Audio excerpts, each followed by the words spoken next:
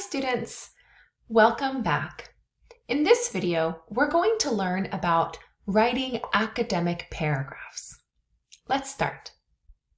Before we start getting into the specific details of paragraph writing, it's really important that you understand two things.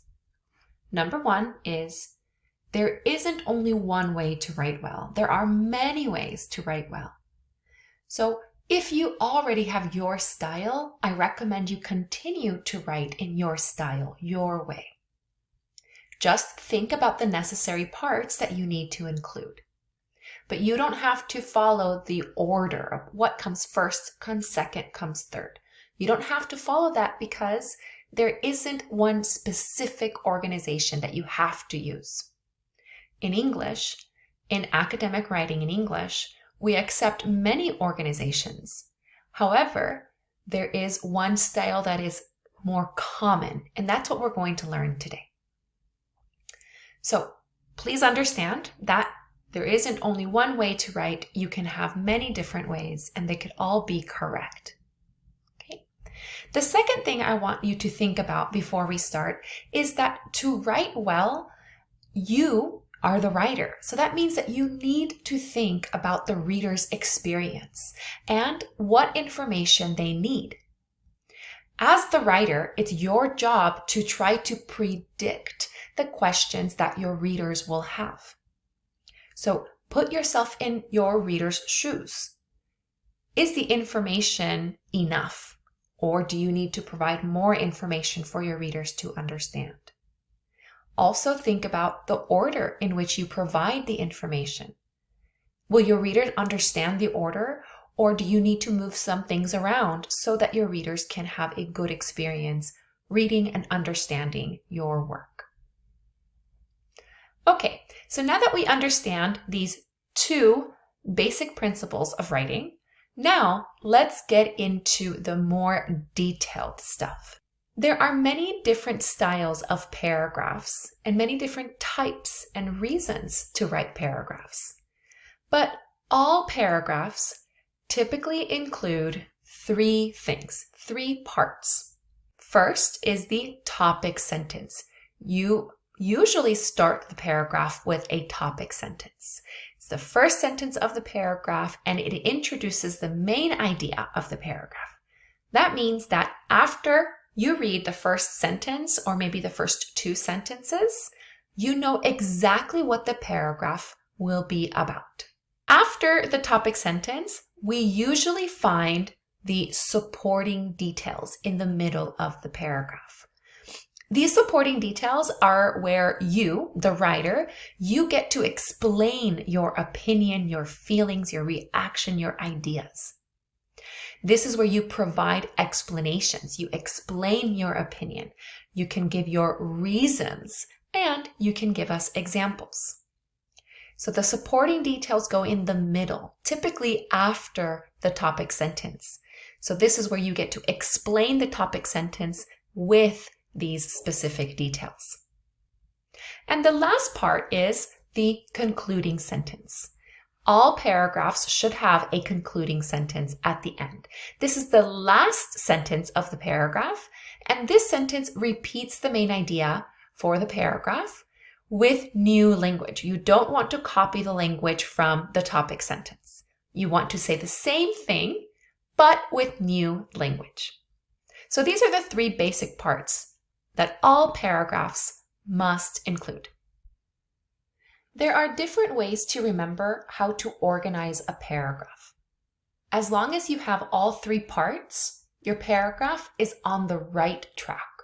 One easy way to remember about the organizational method, one easy way to remember is to think about the paragraph sandwich or the paragraph burger. Have you ever heard about this? Why do we use a sandwich or a burger? Here in the United States, we think of a paragraph like a sandwich because it has three parts. The top bun, the top part, is like the topic sentence. It provides structure to the paragraph or the sandwich.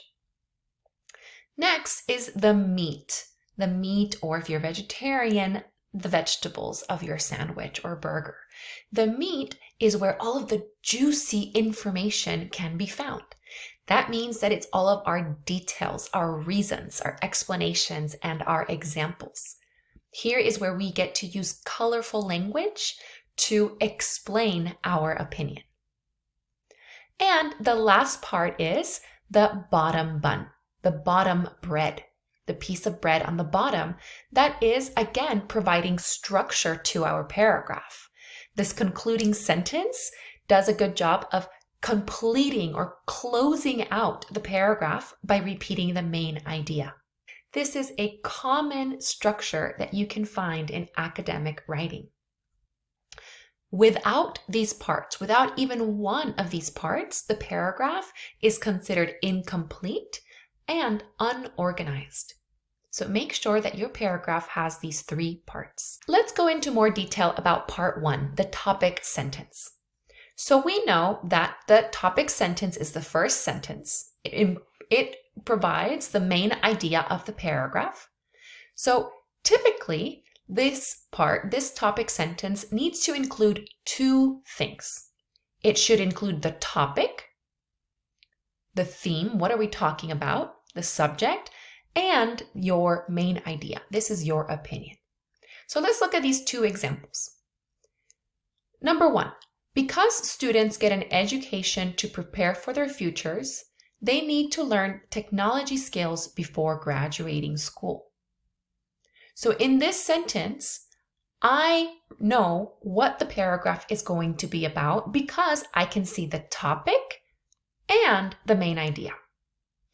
What is the topic? What is the general idea? What are we talking about? We're talking about education. Education is my topic. And what is my main idea? My opinion is that students need to learn technology skills before graduating school. So in this topic sentence, it's a good topic sentence because I give the topic and my main idea. Let's look at the second sentence. It is better to live in a multi-generational home than in a home with only one generation. So a different style of the topic sentence, but it is still a good topic sentence because it has the topic and the main idea. What is the topic here? What are we talking about? Multi-generational home. That is my topic. It's included in my topic sentence, so that is good. And what is my main idea? What is my opinion? My opinion is it's better to live in this type of home. So if we color these parts, we can see that both of these examples include the topic, which is in blue, and the red part is the main idea or the main opinion. So these are 2 good examples of topic sentences. Now let's continue with this example at the top about technology, and let's look at part 2, the supporting details. We know that paragraphs need to have supporting details because this is where the writer explains the topic sentence. You can go into more detail about your opinion, feelings, your reactions.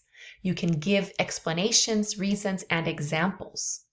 So because this is where you provide a lot of the information, most of the information for your paragraph, it's a good idea that you use guiding language to organize your ideas well.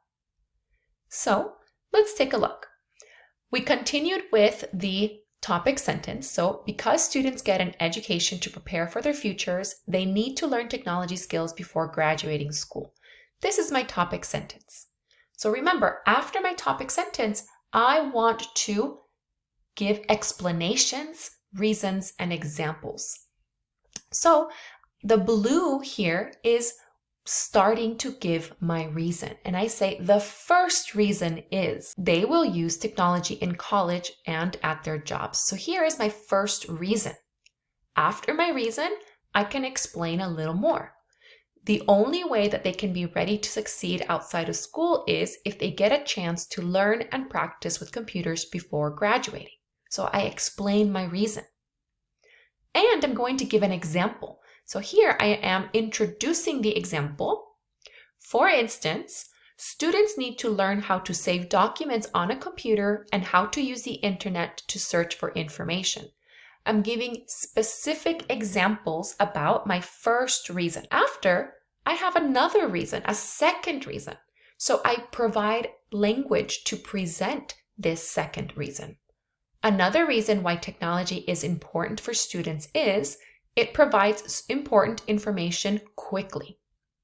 So my second reason is they can find information quickly. My example, I say, for example, students can learn about any topic by searching it online, reading articles, or watching videos. So again, they can find information quickly, and I provide examples like searching online, reading articles, watching videos. So here, in this example, I have two reasons, some explanations, and some examples. Because I have many things here, I need to use good language to help my readers follow and understand my opinion. The last part is the concluding sentence. So remember, you need to finish your paragraph with a concluding sentence. Here is where you repeat the main idea with new language. Try to remind your readers why this is important to you, why this is your opinion, and why it's important that they understand. I recommend that you pick one of these to start your last sentence.